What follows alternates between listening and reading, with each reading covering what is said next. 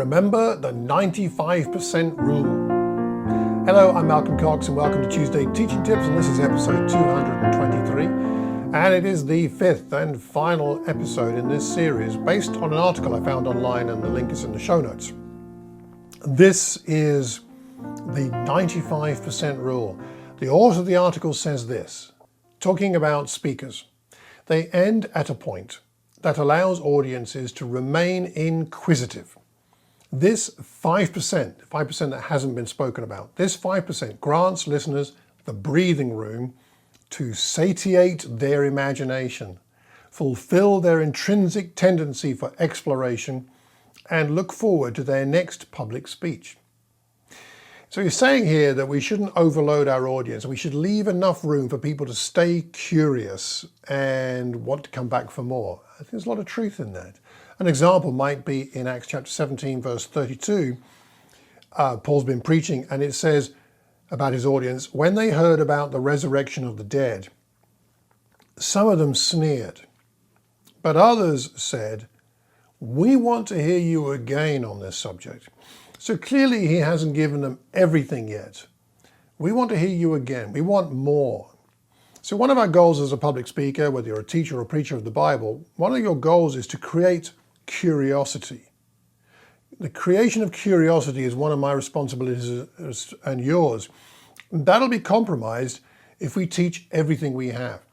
Now, I'm a self-confessed completist in this, and I always want to do the perfect lesson and put it all out there and every detail and miss nothing out. That's my nature, and it's born more out of insecurity than it is about anything else, and that's just me.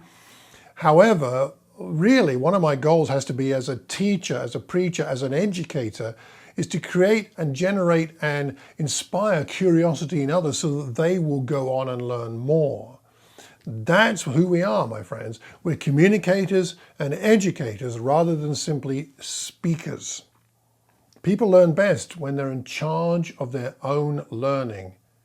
We learn best in community, and we learn best when we're self-motivated rather than having it all given to us.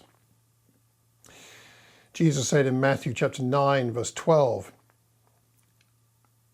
on hearing this, Jesus said, "It is not the healthy who need a doctor, but the sick.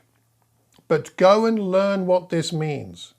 I desire mercy, not sacrifice. For I have not come to call the righteous, but sinners." So Jesus gives his audience a challenge. Go away and learn this.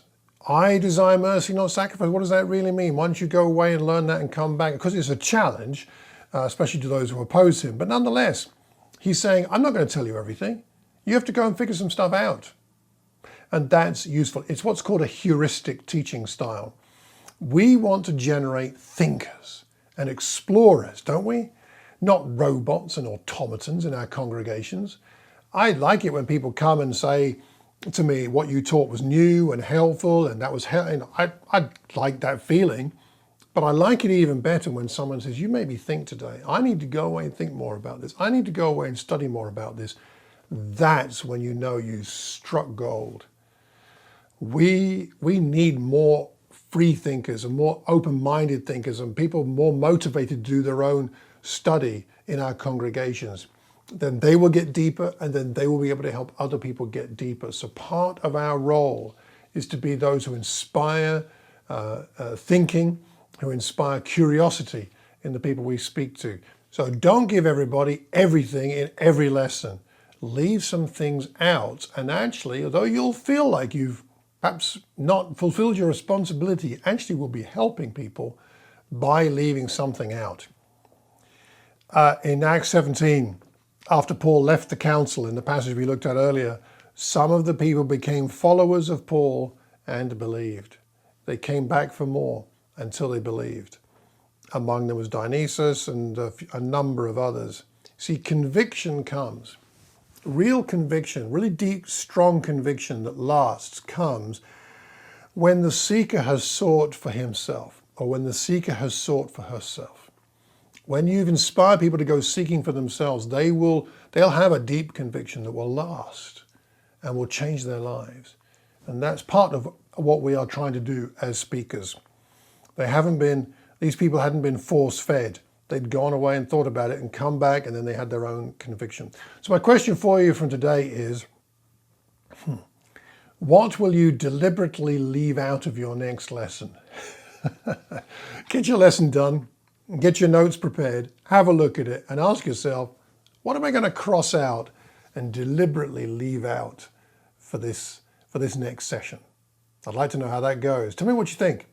Drop me a line, malcolm@malcolmcox.org, or leave a comment on my website, malcolmcox.org, and let me know what you think. If you know anybody that might benefit from this, do give them the link. If you haven't already done so, hit that subscribe button. And until the next time, we're going to do something fresh and new next week. Until then, I hope you have a terrific Tuesday and a wonderful week. Take care and God bless.